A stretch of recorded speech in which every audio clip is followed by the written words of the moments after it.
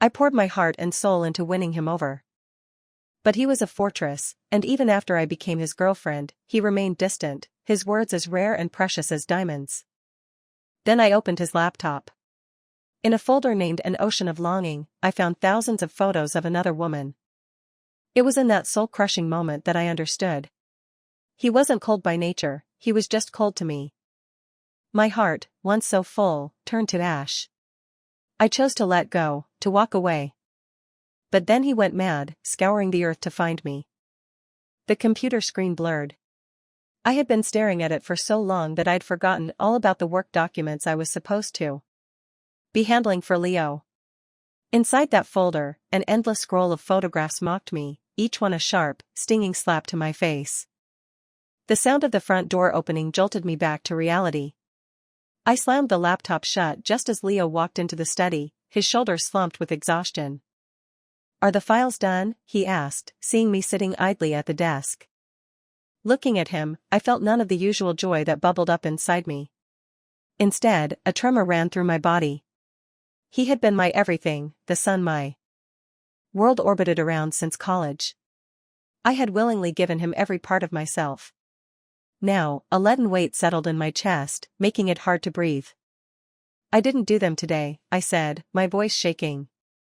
"I'm not feeling up to it." "Then move," he said, a flicker of annoyance in his tone.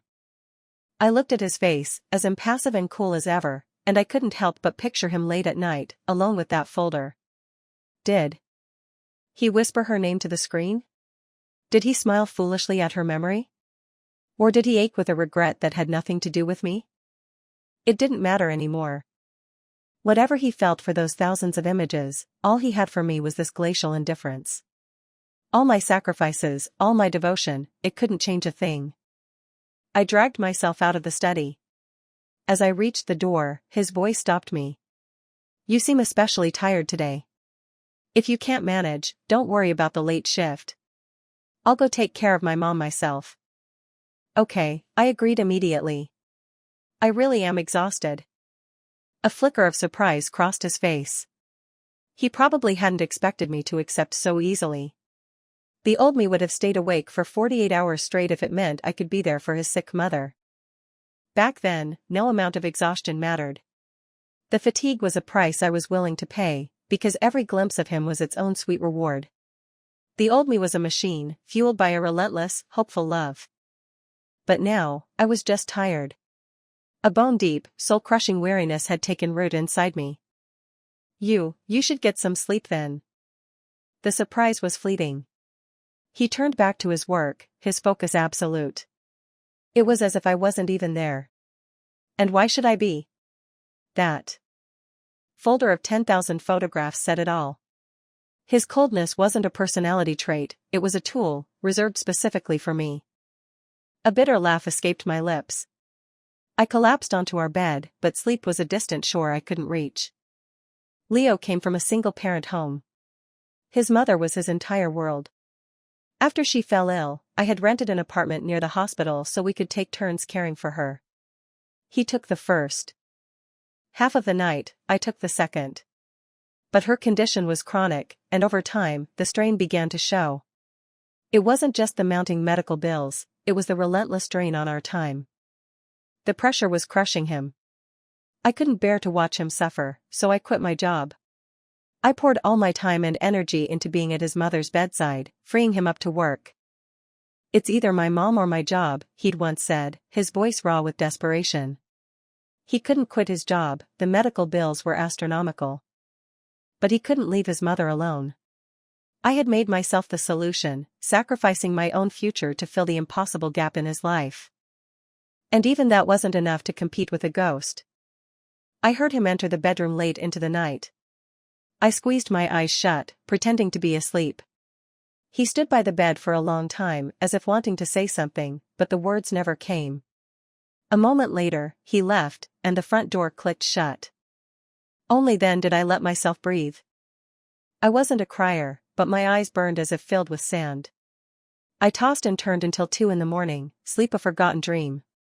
Finally, I got up, grabbed my keys, and drove to the hospital.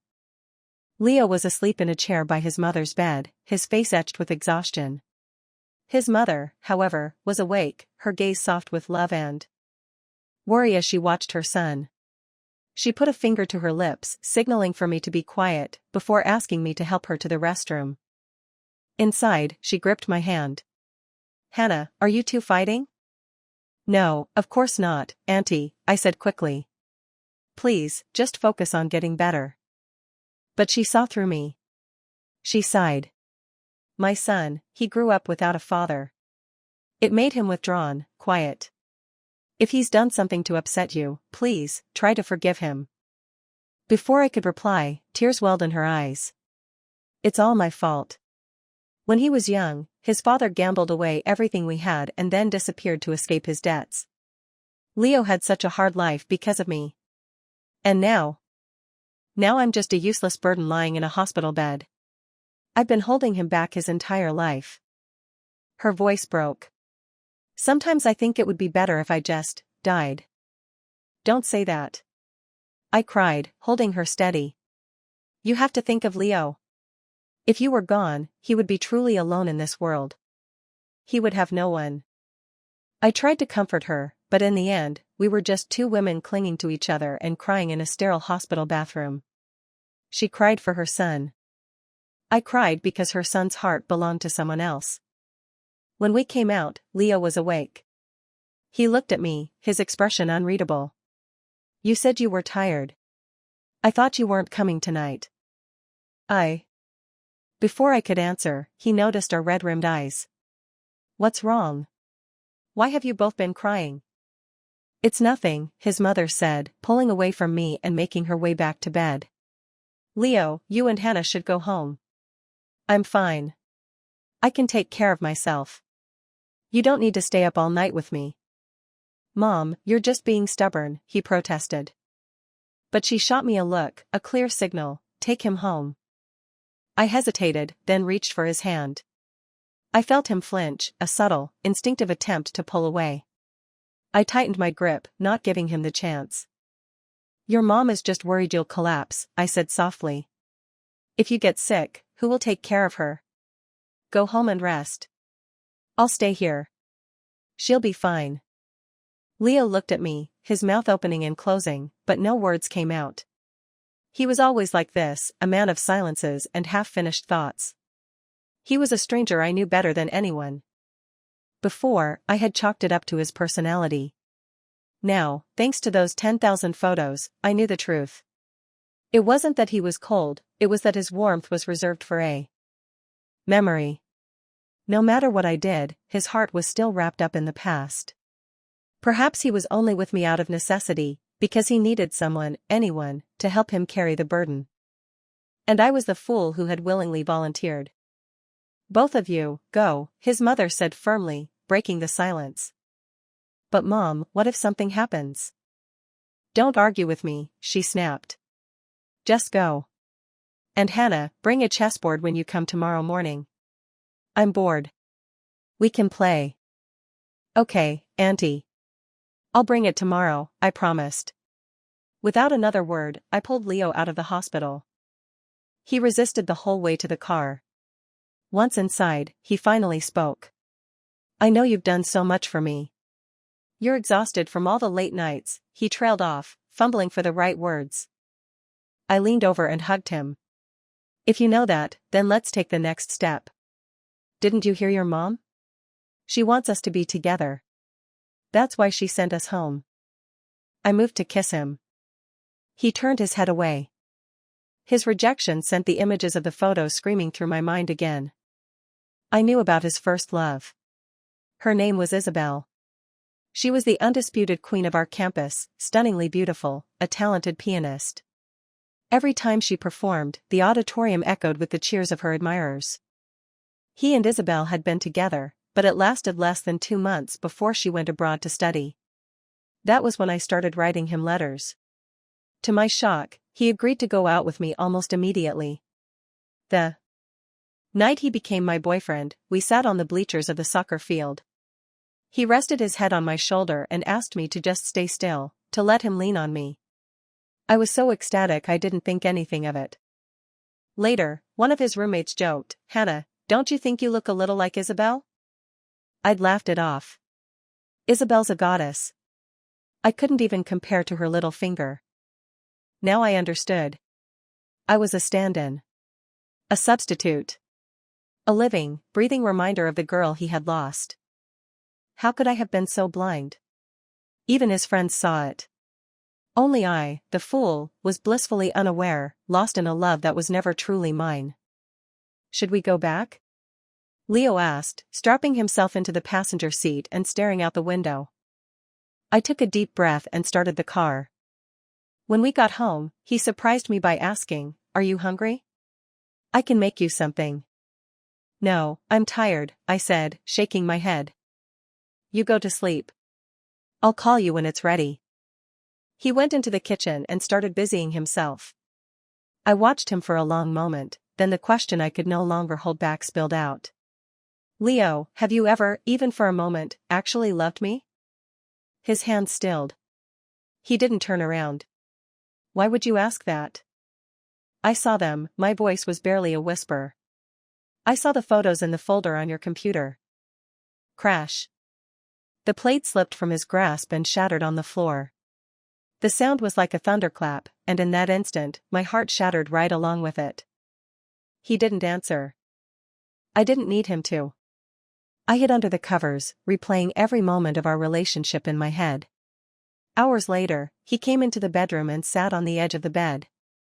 After a long silence, he finally spoke.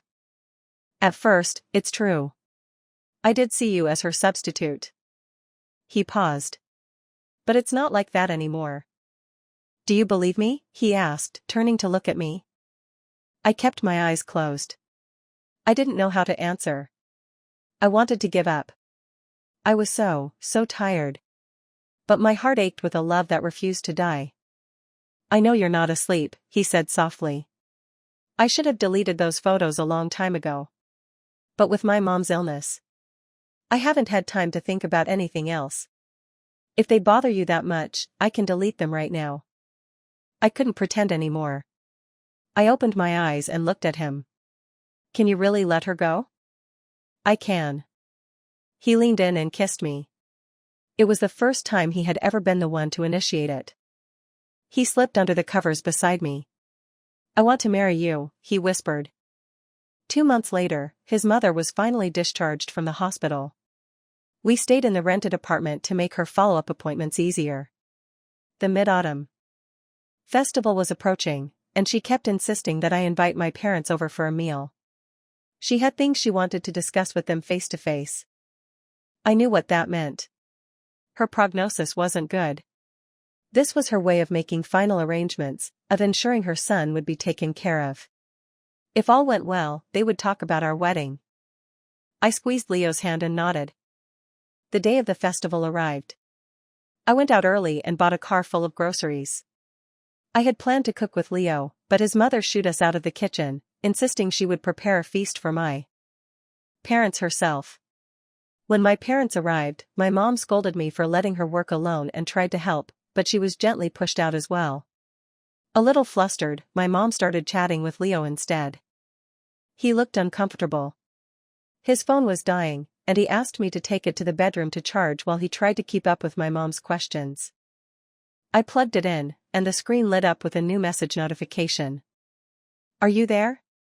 I'm back in the country. Do you remember our promise? When I get back, if I'm not married and you're not married, I'll marry you." My hand trembled. I almost dropped the phone. I knew that profile picture. Isabel was back. Her timing was impeccable. She chose this exact moment, when Leo and I were on the verge of cementing our future, to return with a ghost of a promise. I didn't know what Leo would do. I didn't dare to imagine. The phone started ringing. It was her, calling because he hadn't replied. The inevitable had arrived.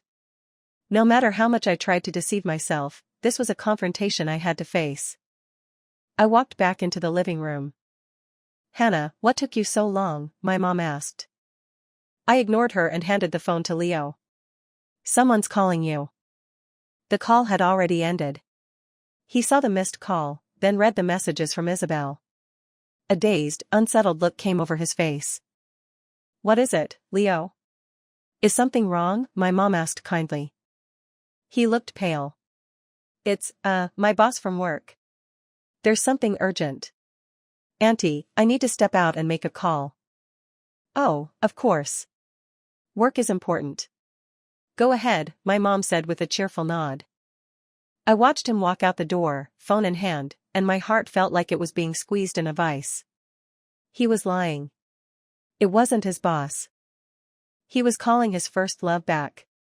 Maybe, after that call, he would be gone for good, chasing a future that was never meant to include me. "Hannah? Hannah?" My mom's voice broke through my daze. "You seem a million miles away today." "She's just nervous," my dad chimed in with a chuckle. "It's the first time we're all meeting formally as parents. It's normal for the kids to be a little on edge." "I suppose so," my mom said, beaming. "Leo is such a wonderful young man. So polite, responsible, and devoted to his mother." She went on and on, singing his praises, completely oblivious. I could only stare at the closed door, waiting for Leo to make his choice. An entire hour passed before he returned. He looked pale and agitated, and he couldn't meet my eyes. "Leo, what took so long?" my dad asked. "Come, sit down. We're about to eat." My parents and his mother were all smiles, but a dark cloud had settled over me. Leo looked more panicked than I had ever seen him. My mom served him a plate of food, but he just stared at it. "Uncle, Auntie, I'm so sorry," he said, his voice strained. "My boss says there's a critical file I have to handle. I have to go to the office right away. I can't stay for dinner." Another lie. But I didn't call him on it. My parents, though disappointed, just told him to go, that work was important. The moment he left, my world plunged into darkness. "Hannah, are you worried about Leo working all by himself?" my mom asked with a knowing smile. I looked at her. "Mom, I think I'll go with him.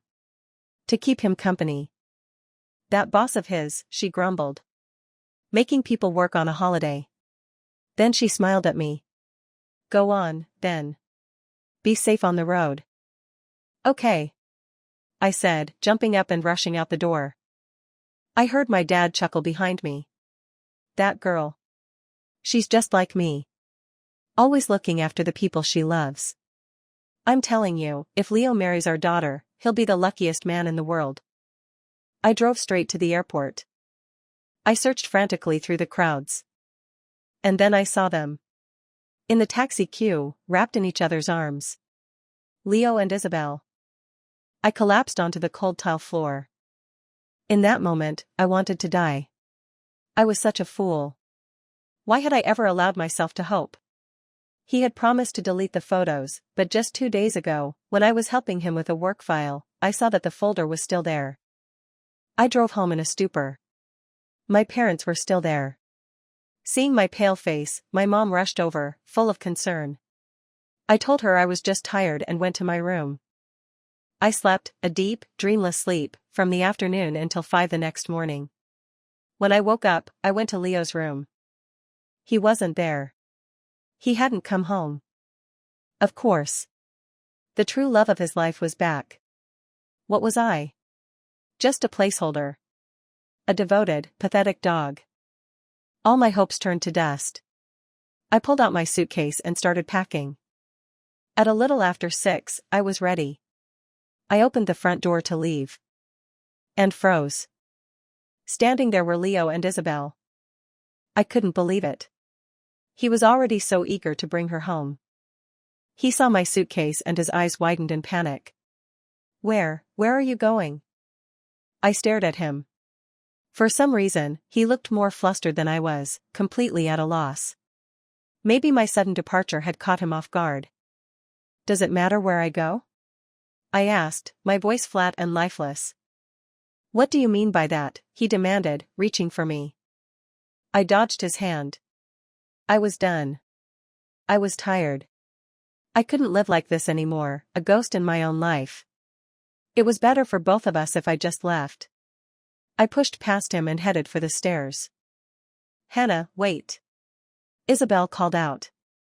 I think you've misunderstood something between me and Leo. Oh, there's no misunderstanding. I stopped and turned, my voice dripping with ice. But I've been waiting to meet you for a very long time. Smack. Before she could react, I slapped her across the face. The blow was hard, leaving a red mark on her cheek. But she didn't retaliate. She just stood there, the very picture of composure. I think you are deeply mistaken. Mistaken my ass. I raised my hand again. This time, Leo lunged forward, shielding Isabel behind him. He looked at me, his face a mask of profound disappointment. Hannah, that's enough. How could you be so reckless? You've disappointed me so much. Seeing him instinctively protect her, something inside me finally broke. I was the loser in this story. This pathetic display of impotent rage only made me look more pitiful.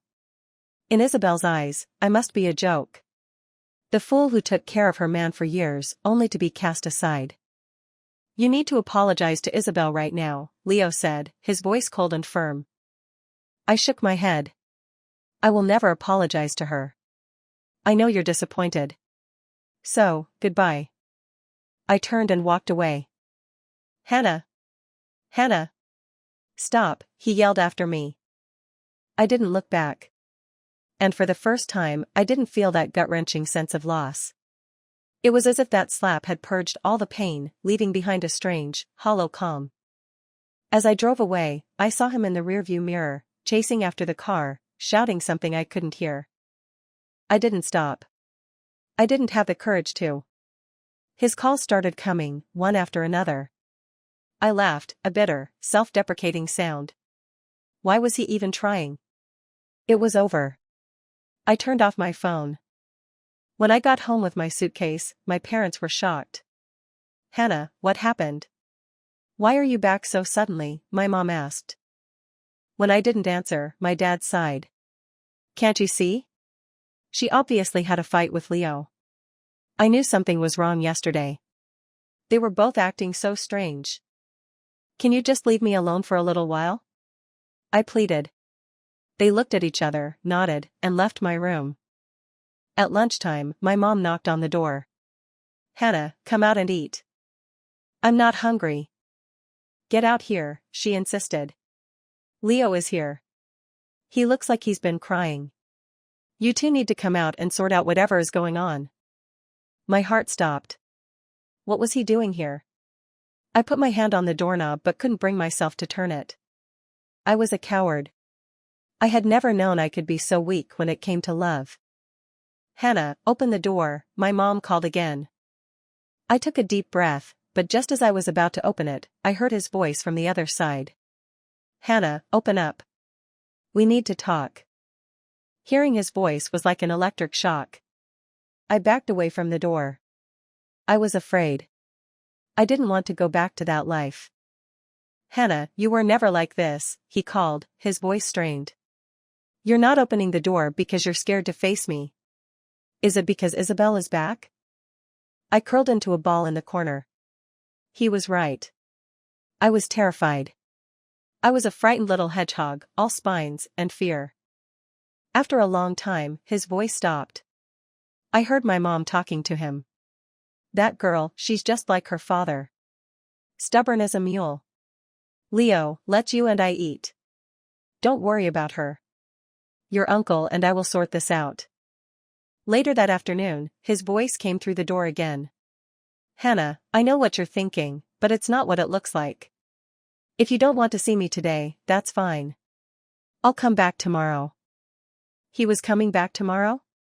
A strange unease settled in my stomach. I went to the door.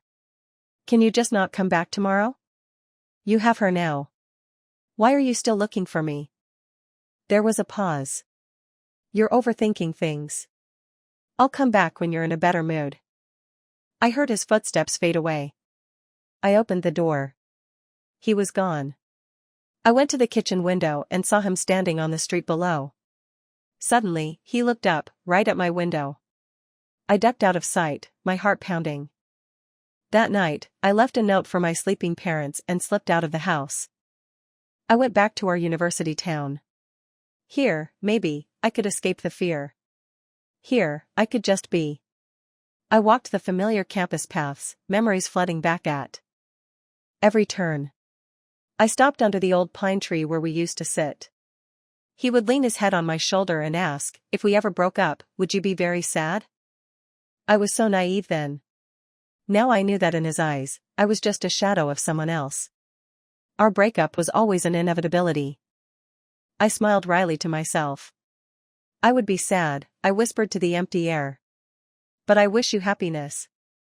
Hannah? A surprised voice pulled me from my reverie. A girl with a short, neat bob was staring at me, her face alight with joy.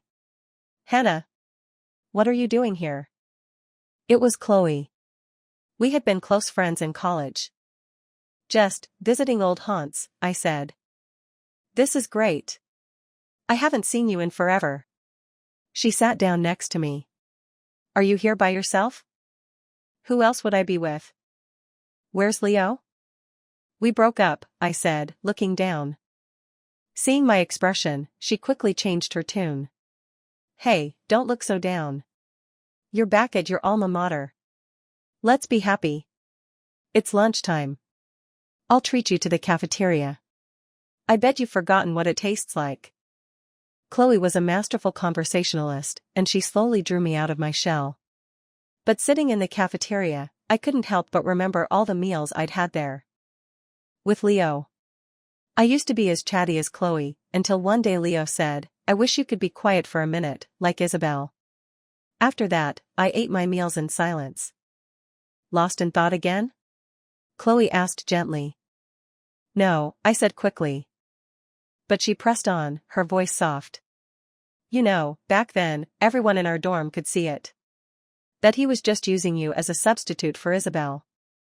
I shot to my feet. Chloe realized her mistake.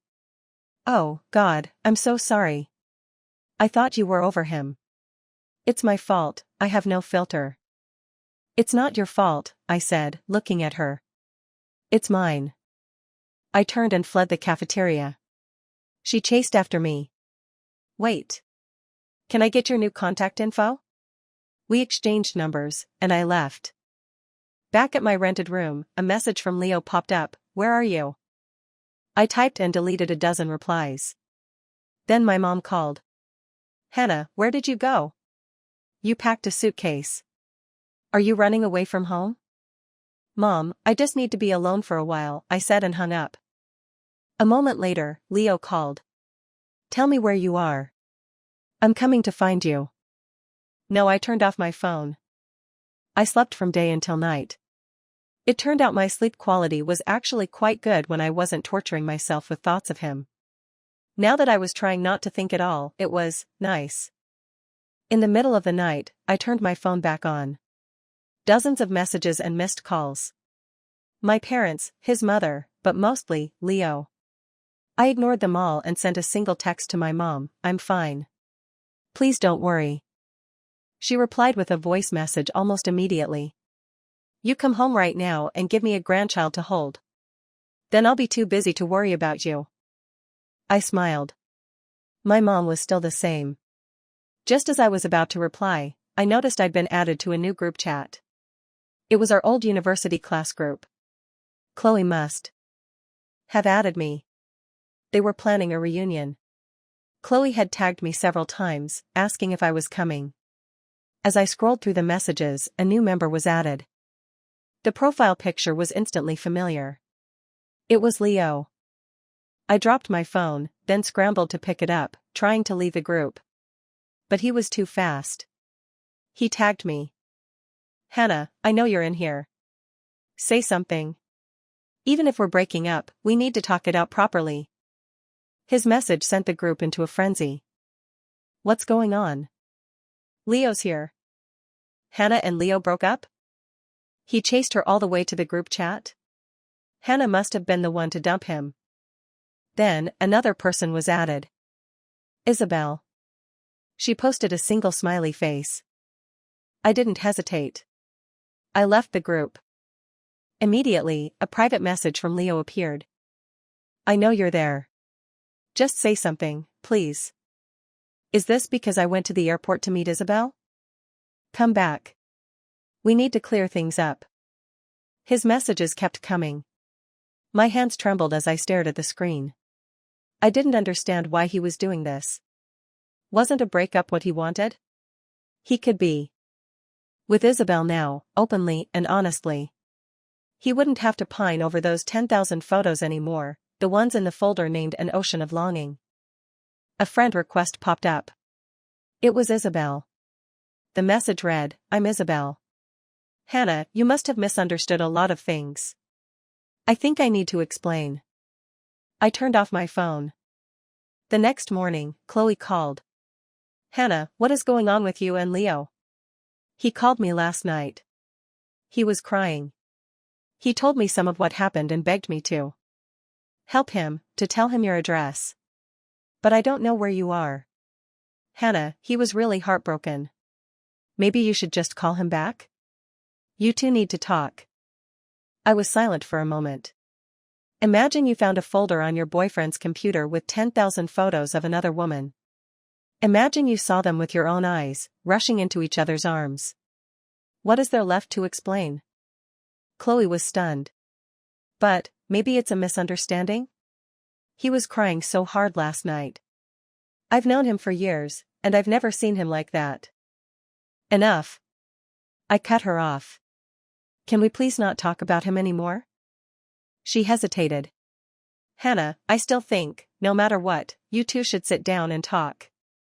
I hung up on her. A message from her came through a second later. He knows roughly where you are now.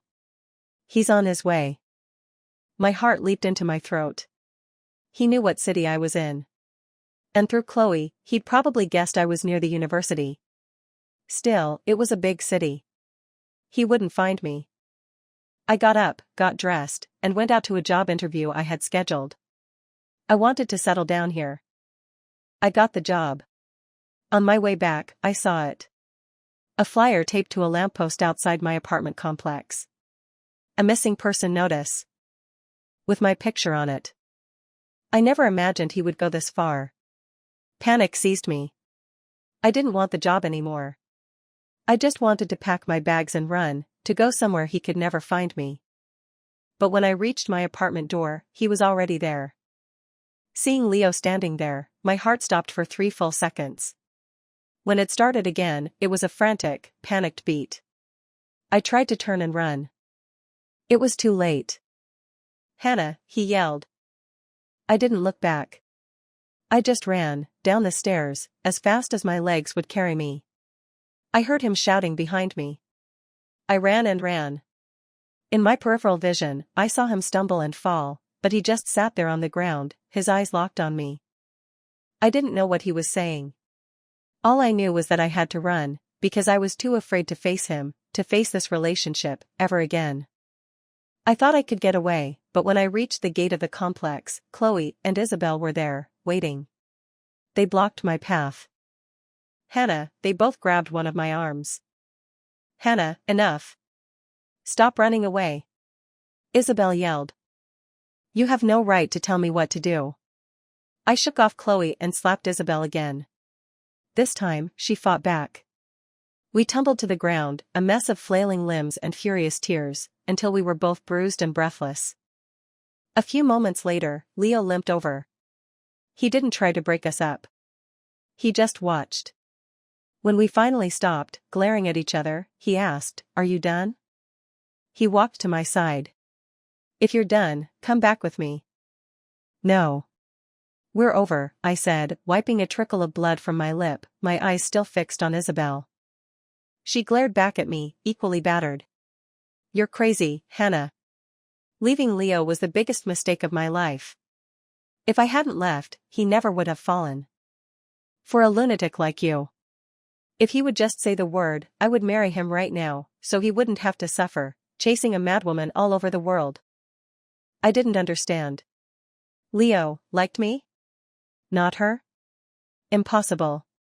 The photos. The messages. The hug. They all told a different story.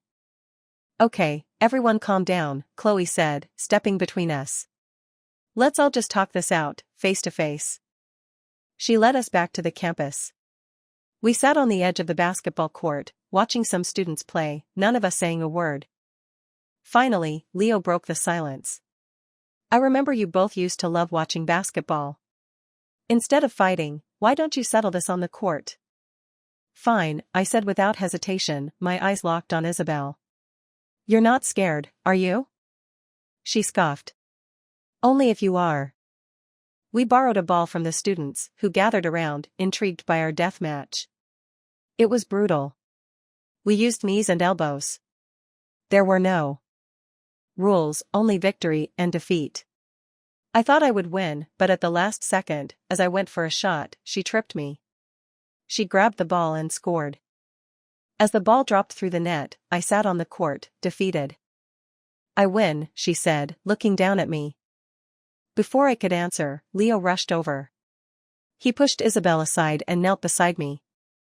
No, he said, his eyes only for me. Hannah won.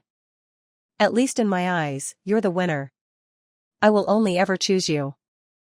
Before I could even process his words, he pulled me into his arms and whispered in my ear, Hannah, don't leave me. I love you. I really, truly love you. I looked over his shoulder at Isabel. She shrugged and held out her hand to me. Looks like you win after all, she said. This time, I took her hand. That evening, Chloe treated us to dinner at the university cafeteria. Leo explained everything. The photos were from a long time ago.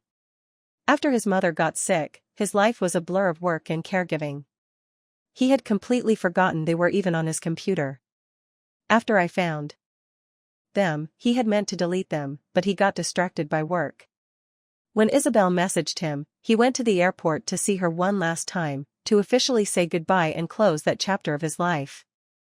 But you were hugging, I said, looking at him. I saw you.